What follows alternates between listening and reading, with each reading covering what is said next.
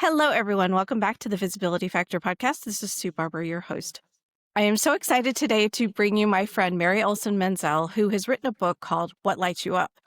And you are going to learn so much today that you are going to be able to use immediately in your professional life. I would love to have her introduce herself to you and all the amazing things that she's done throughout her multiple careers, honestly. And so I'll let you start with that. Thank you, Sue. I'm so happy to be here. And yes, I have had many pivots in my career, which is why I'm the expert on able and able to write a book like What Lights You Up. But I started my career as a television reporter and then quickly pivoted. You can read all about it in the book, but quickly pivoted into recruiting, where somebody suggested that I take my interviewing skills and put them in a different direction. And what I realized was that recruiting, I loved it so much because I could help people. I could help people find jobs. And then I spent many years in tech and corporate America in media. And at the media company that I worked at in Chicago, I was trained to be a coach as well. And so I was doing executive recruiting and leadership work and all kinds of exciting things, mergers and acquisitions. And then when we moved to New York, which is where I'm based now, which was, believe it or not, 17 years ago, I worked for a couple different firms and then started my own 14 years ago. And it was like jumping off a cliff with a little bit of a net, but it has been the most joyous and exciting and wild ride ever. Oh my gosh. Well, there's so many places we could start, but I think we go back to the beginning a little bit. So help me understand what made you choose to go into working for a media company. And for anybody who's in the Chicago area, you've definitely heard of this company. Yes, yes. It's interesting because my parents always used to say, you are a ray of sunshine, but you are so curious. And, I have just this innate curiosity about people and the story and who they are and what makes them tick. So, the news and journalism and media was just very, very attractive to me because I really wanted to know everybody's story. And that translated so well into recruiting because I got to ask everybody their story as well. And actually then do something that was even more meaningful, which was help them find a job and thrive in their careers.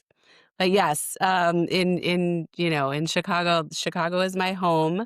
New York is my home now, but Chicago is my hometown. And yeah, Tribune Company and WGN are very special to me. Yeah. Yes, we watch them all the time. So that's a bucket list item for me at some point, maybe to get on there. And I know you had an appearance on their show talking about your book, which must have been really an amazing moment for you. It was. And I posted about it on LinkedIn. It was such a full circle moment.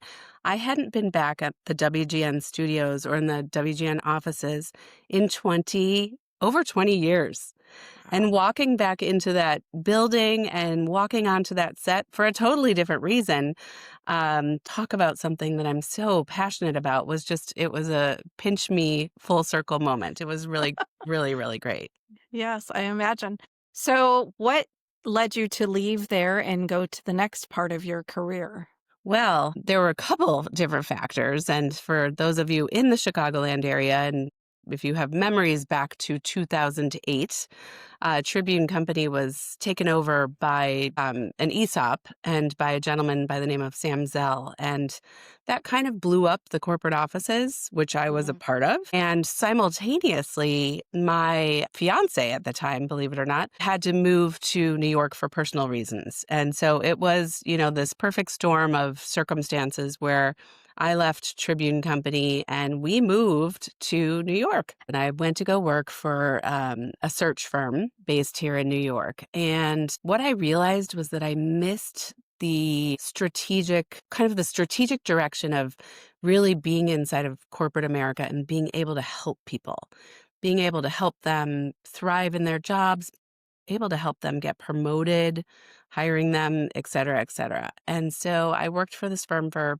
just a little bit, then found out I was pregnant. And so actually ended up taking on a bunch of consulting roles for the months that I was pregnant because the job that I was in just wasn't a good fit. And that was really the very first time in my career that I knew in my heart it wasn't.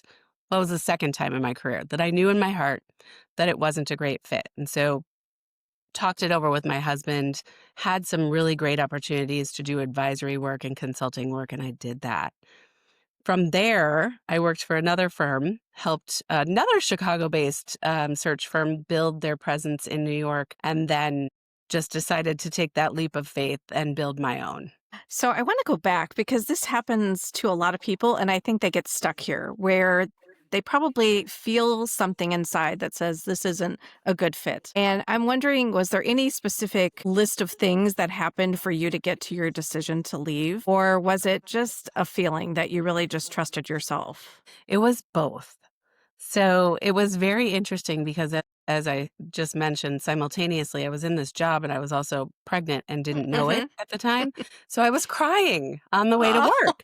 And my husband's like, "You're so emotional." I'm like, "Oh, this job just doesn't feel like it's feeding my soul." And then I find out that it was probably hormones and that. But it was truly that feeling where when you walk into an office and you know you're where you're supposed to be and you're doing what you want to do, you feel excited to go to work. Not every day, but yeah. most days. And this was one of those situations where I felt those Sunday scaries that people talk about. And I had never felt those before.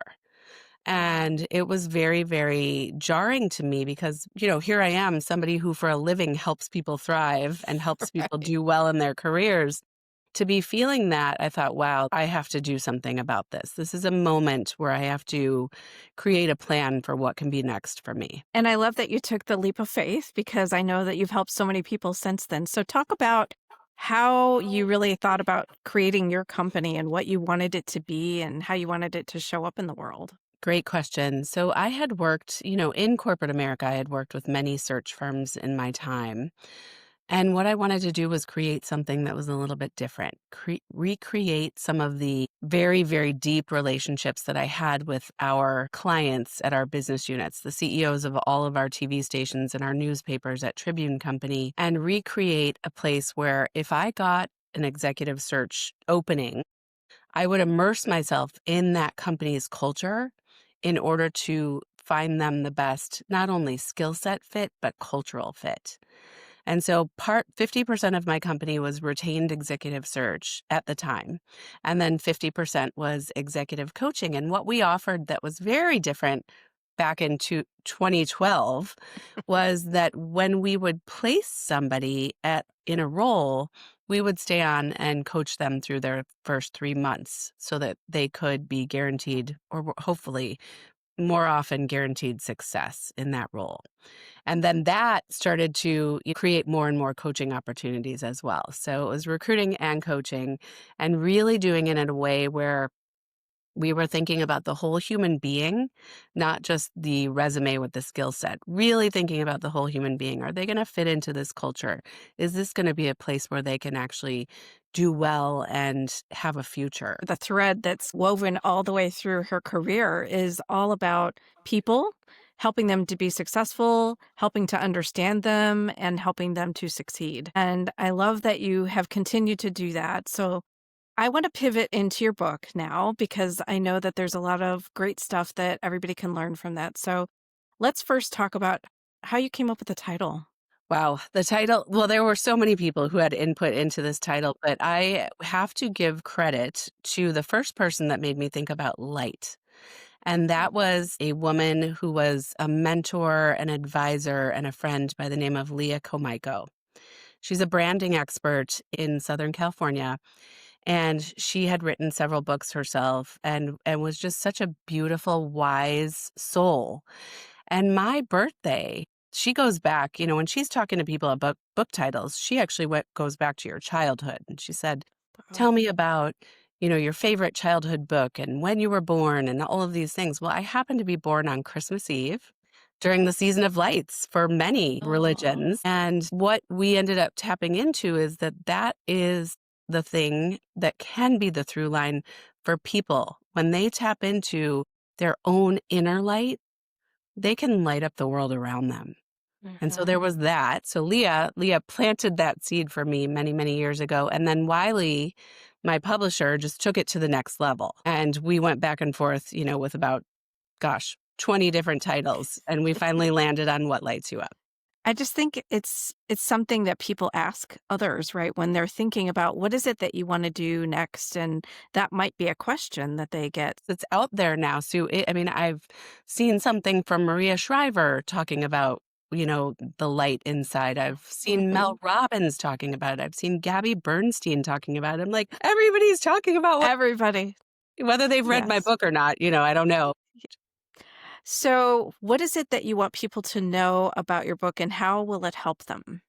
Yes. So the book is based on a 10-step methodology that I created 12 years ago to help people tap into their own inner light, their own superpowers, their own skills, recognizing all of that, and then to create a roadmap to help them find a job that they love or to help them thrive in the job that they are in. So, this was 12 years ago. I created this based on my years of experience in recruiting and coaching. And what happened was it became so wildly popular and so successful because people were coming out with jobs and, great stories that then they were like, can you help my wife? Can you help my husband, my niece, my nephew, my, son, my daughter? And, I couldn't clone myself or my team. We're small and mighty, but, we are only human beings. And so that's why I wrote the book, just so that I could help people who don't have access or the means to hire a coach. Originally, I wrote it just the 10-step program, stories, success stories, a how-to book. But Wiley actually pushed me to put some of my leadership lessons into it. And so I think because of them, it's a better book. It's more robust. It really takes you from I'm in the fog. I don't know where to go. I don't even know what lights me up. How do I do that? And then it takes you through a whole roadmap and a whole design, lots of exercises, lots of actionable things in the book to help you interview, network, negotiate a job. But then how do you actually create success after you've landed in that job? How do you become a leader, even if you're not a leader of people? And then I wrap it up with a big bow around paying it forward and creating gratitude in everything you do. So, what are the top, I don't know, two or three things that people talk to you most about your book and that has worked well for them? It's interesting. It's really resonating with so many different audiences, which makes me so happy. I would say the biggest are obviously people who are kind of feeling lost or stuck and who really need direction and hope in their careers. But what has also been really great is it's resonating in corporate America as well. And with that, it's more how do I create success and how do I find opportunities within my own organization? Or if companies are starting to go through layoffs, they ask me to come in and do a speaking event or a workshop to help people create opportunity out of chaos or to prepare for whatever might be next. So it's really kind of taken on a life of its own, which makes me really happy because I get to help people all over the world. Yeah, I always find it so interesting, even with my own books, like I'll say secondary or third level audiences of people who are using it, because it depends where they are in the season of their life to Yes. some extent too, right? And if you could think about the change that you really would love your book to make in the world, like, is there one sentence that you could share with people that would really inspire them to pick it up? Yes. And I think about this a lot. Of course, we as writers really think about, what's the impact we want on the reader. And if there's one thing, there's so many things, but if there's one thing, it would be that you are not stuck, that you have the power to change your life. You just need the tools and you need to put in the work and the effort and the deep soul searching, but you are in the driver's seat of your career and you have the power to make a change. It might take a while.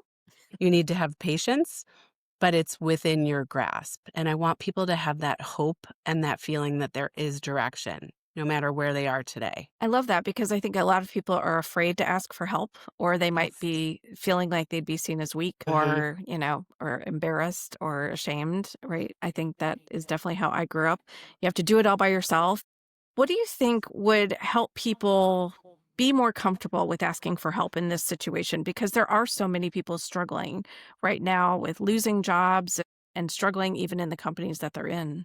Absolutely. And it is a really great question. And it is a really uncomfortable question for people, as we said, and especially us Midwesterners. We're like, bootstrap it. Never let them see you sweat. Well, you know what? We're all sweating at times, right? And we're all human beings and we all need to lean in to help each other. And there's a whole chapter in the book about this. But if you are uncomfortable asking for help, flip the narrative. Ask somebody how you can help them. And to me, that is a really organic and human way to connect. I have this thing that I talk to with clients every day. If you're in a job search, utilizing your LinkedIn feed quite a bit. And I call it the LinkedIn hour of power, where somebody just comes and they have their morning cup of coffee or their evening beverage, spending time on their LinkedIn newsfeed.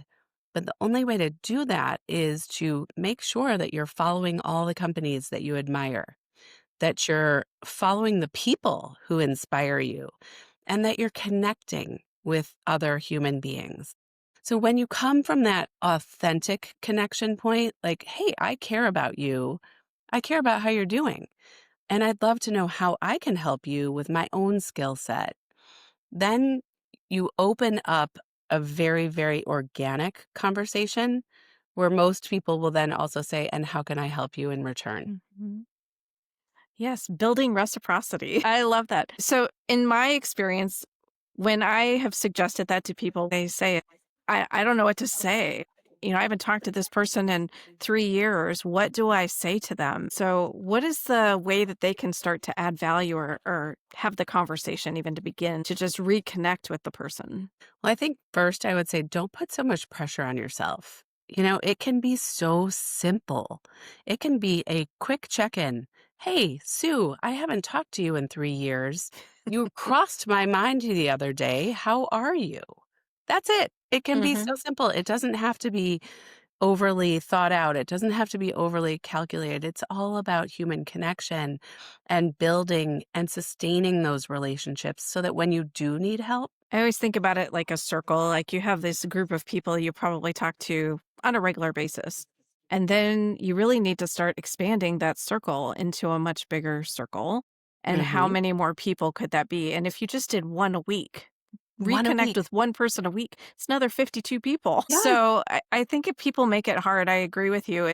It's not as complex as they're making it, but there is some fear and apprehension. And maybe they're not as strong at social media and so it just feels scary to them. absolutely. And it is scary, right? Being vulnerable, putting yourself out there, that's scary. It's scary Mhm. stuff. And rightly so. You're allowing yourself to be vulnerable, but that's okay. And when you allow yourself to be vulnerable, you allow others to be vulnerable too. And that vulnerability is where the human connection comes. And referrals, right? Your network. I mean, Sue, you and I are connected through a referral.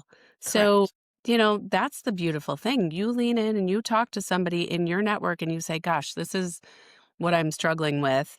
And then that person, because they care about you, because you have a relationship, says, well, you should meet Sue, you should meet Joe, and then that web, that beautiful web of connection just continues to expand. Some people call it a constellation, right? A Oh, constellation of stars love that. that are out there in the universe to help each other.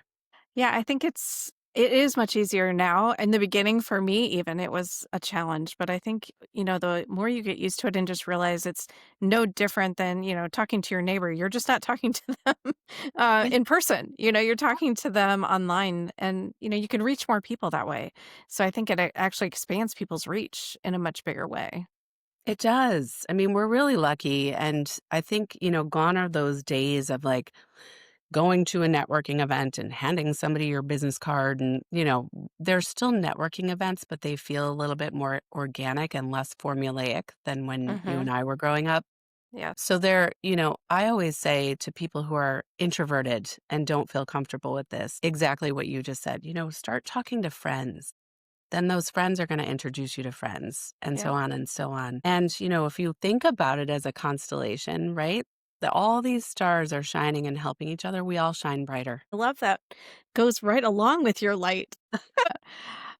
If you think about where people are at right now, and so many people are probably a little frustrated, right? There's a lot of change and AI is coming and they don't know what that means. And a lot of decisions are being made on the basis of that, probably in some cases. Mhm. What is your advice for people to start to help themselves navigate this new world? There's a book out there that I think is really important, and I do think our books are very important, but there's a great book that's out there in the public domain called Strength Finders. Hmm. And what I would tell people is lean into your strengths, right? I mean, we all in the US for many years, we thought, oh gosh, I'm not good at accounting, so I need to take a finance class. No, I would say the opposite. I would say, tell me what you're good at and let's let that shine. And so I really think it's about, how do we tap into where our own natural gifts are and then look at where are those opportunities within my organization that I can expand my skill set based on what I'm good at. Hmm. Because this is a time where there is a lot of chaos and a lot of noise. And it's really hard to stay clear if you can't be clear in your heart, right? And in your soul and in your mind.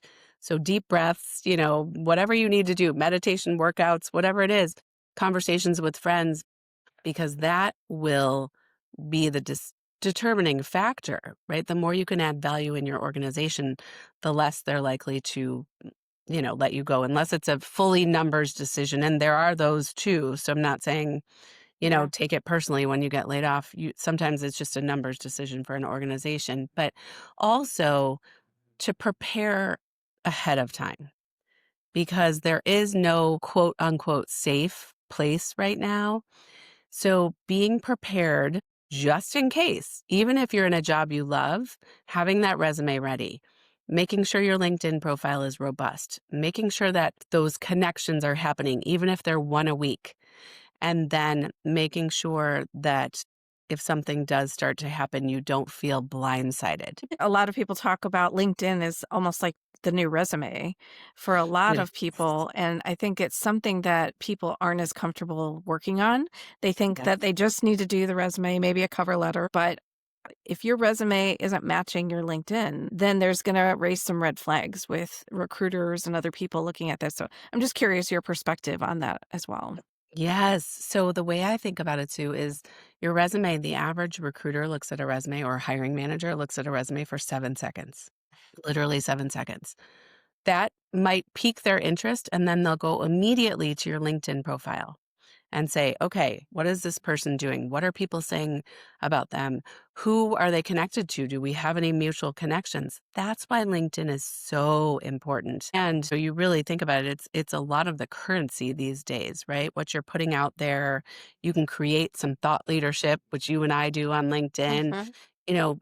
It's about adding value again and saying, okay, how can I connect with people? How can I help people with my own natural gifts? Really knowing that LinkedIn matters. And it's in my book as well.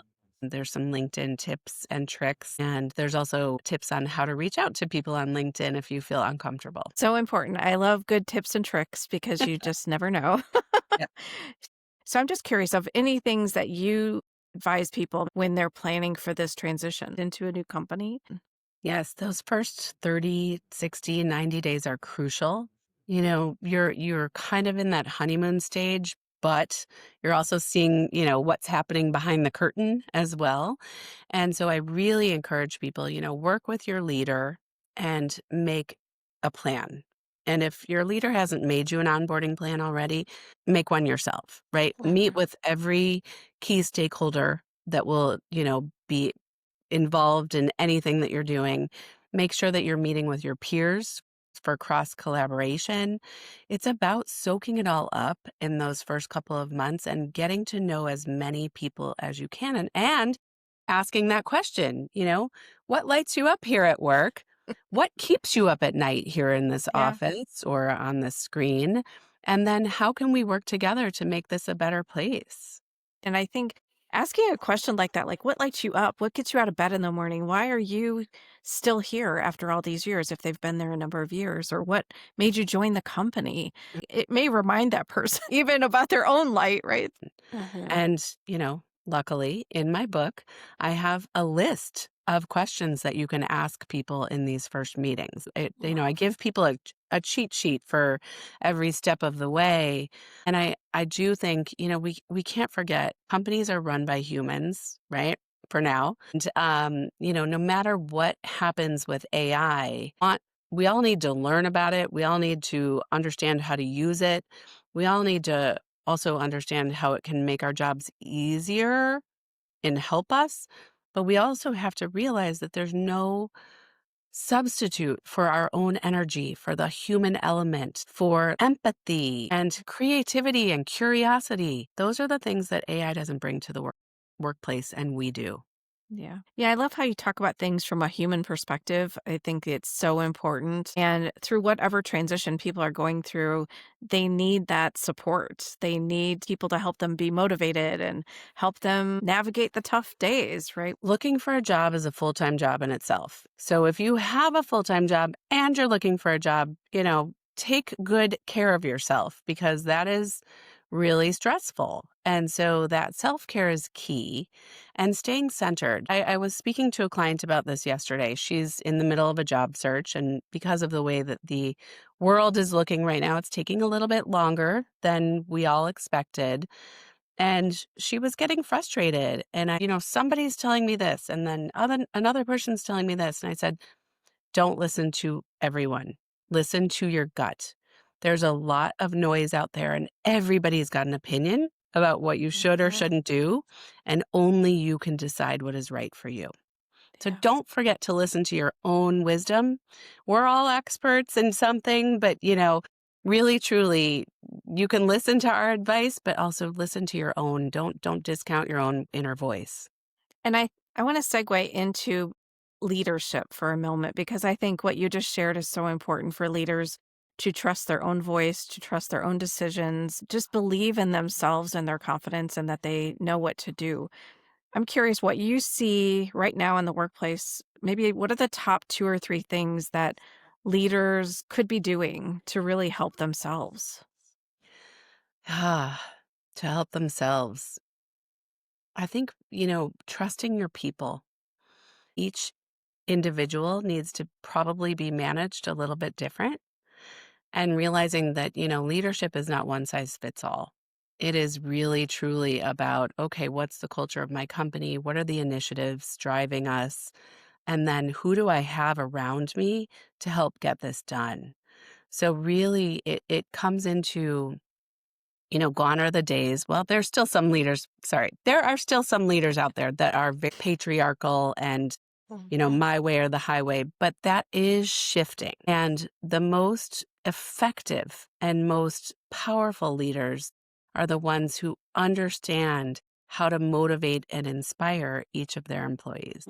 And those leaders, they're allowed to be human too. You're allowed to say, I don't know the answer to this, but guess what? Together, we're going to figure it out. Mhm. That humility is really important as a leader too. And I think that was one of the silver linings of, 2020. And, when we all saw each other on screen and kids were running by and dogs were barking and everything else, that kind of humanized a lot of the CEOs out there in the world. And I Mhm. think that that really helped because the ones who allowed themselves to be human and, kind of in this with their teams were the ones that had, teams who were like, hey, I'm going to do anything I can to help create success for all of us. Now it's such a trying time. The unknown, the uncertainty for everybody, a lot of anxiousness, and leaders trying to figure out how do I lead remotely a team of people. Maybe it was their first time ever doing it. So I Mhm. think it brought out a lot of challenges for people to navigate, and we're in some ways better for it because it allowed everyone to get creative, a little more innovative in what they would do with their teams and how they did it. And one of my clients onboarded an entire team across the country during pandemic, and Oh, she was like, "How do I bring these people together?" And it's amazing some of the things she did. So I wrote about her in the workbook because yes. she did some amazing things that I think people can learn from, and it's not as hard as, we were talking about earlier. It's not really hard, but sometimes people make it hard, and it doesn't have to be. Right. Right. If we all just remember that no matter what our title is, we are all human beings, that would be really helpful, Yeah, right? step one. Yeah. Step one, we are all human beings. Yeah, it's the easiest one to remember, hopefully. Mm. Is there anything that you want to share about what you're doing in your business or your book that I haven't asked you about? Oh gosh, so much, so much. How much time do we have, Sue? I think that the book is kind of my love letter to people, right? And it's truly people at all levels it's been resonating with, like people who are getting ready for retirement. They said, "Wow, this is Mm, actually helping me plan for retirement." Kids coming out of college, young adults. I would call them kids, they're young adults coming out of college, who are looking for direction. So at every level, executives in transition, mid-level managers, it's really a beautiful thing because I think there's something for everyone.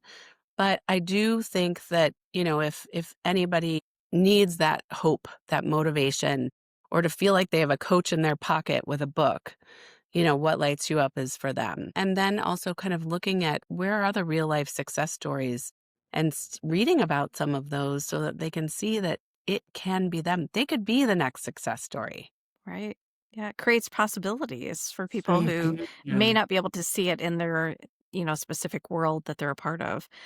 I love that you called it a love letter. That's so amazing. And I I have to, know I yeah. know that's how you feel because you're just so authentic about how you want this book to change people and help them. Yes, and I have to give my stepdaughter Samantha credit for that because when we did our book launch party in Chicago, actually, she did the opening statements, and she was the Oh. one who coined that. She said, "This is a love letter to humanity by my stepmom." Oh So my gosh. it does, Were yeah. you in tears when you heard that? We all were I was like, "Ah!" Yeah, beautiful Oh my words. gosh. Oh, So that's true, beautiful. so Yeah. true. Maybe another future writer in the family there. She's graduated with her master's in social work, so she's gotta find a job. She's gotta use Ah, all the tools in my book to find exactly. herself a job. That's amazing. Awesome. Okay, well, we're going to transition into what I call the Rise Up and Be Visible quick tips. These are 4 questions that I ask every guest. So, the first question for you: what is visibility and why did you answer that way? Visibility to me is the idea that you are seen and heard in the way you want to be. Some people, who are extroverts like to be seen and heard as big influencers and, doing big things. But some people just want to be seen and heard for the job they're doing, for a job well Hmm. done, or, for something special that they did out there in the world. So visibility to me is a personal thing, but it is the way people see you in the world and you get to decide how you show up.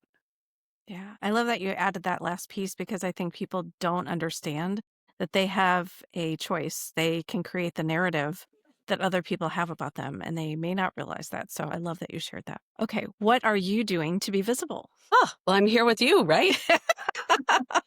I am doing a lot of podcasts. I am doing a lot of TV appearances, writing articles for several different magazines and trade journals. And, I'm just trying to get out there with a lot of speaking events because that is, and I'll throw this in there because I think this is such an important word for your listeners and it's in my book. It's the Japanese word called ikigai. Hmm. And for those of you who don't know what ikigai is, it's this beautiful sweet spot in a Venn diagram of what you're good at, what you love, what the world needs, and what you can get paid for. And I am on a mission with my speaking events, with my workshops, and with every single coaching client to get as many people as possible into that sweet spot of ikigai. That's beautiful. Yeah, I read that book a while ago. I was in a book club and that came up, and such a great Mm, book. I'd never heard of it before then. so Okay, good. this might be hard for you looking behind you, but what is a book you would recommend to the audience? Hmm. Yours, mine. No, I think that there's so many great books out there, and it really depends on where you are in your life and what you're looking for. There's a beautiful book that my friend Todd wrote, Todd Churches on visual leadership. There is a Wonderful book if you're feeling a little bit stuck and in that fog that my friend Victoria LaBalme wrote. There's so many, and I'm so blessed to know so many great authors and have read so many great books. But I would start with yours and mine, and then I would, all of these wonderful. I like a good inspiring business book. Another really great one that I love is Chester Elton and Adrian Gostick have written a bunch of books about gratitude at work, Oh, love that. which is really Oh, one of the I'm things I love. excited. I'm Yeah, excited. I always add everything that I hear from podcast guests to my own list, but good, I will definitely include them in the show notes so everybody can check them out because those are some that I haven't heard of. So I'm sure great. they haven't either. That's amazing. Okay, last question. What career or leadership advice have you received that was most meaningful to you? I have a very, very dear mentor. He was my boss at Tribune Company, and he watched me as a young professional working very, very hard. And he said, "You need to take care of yourself." He said, I want you to go to the gym." We were lucky because we had a gym in our building in the Tribune Mhm. Tower. "I want you to go to gym every day. I want you to take care of yourself. I want you to take a vacation once a quarter so that you don't burn out." And Mhm. I think that this is more important than ever now because the recent stats that I just quoted on NBC recently were almost half of our country is burned out right now. And how do we combat that? We need to give ourselves some grace and give ourselves a little bit of breathing space, no matter how intense our jobs are. Great advice. I love that he gave you that so early on in your career, right? I To know know. that. I mean, I think a lot of people don't feel like they have, I'll call it permission, right, to do those things. And I Uh-huh. think you need a leader that supports that to help you for sure. Yeah. Okay, so how can people get in touch with you if they want to learn more about you, what you do, and your book?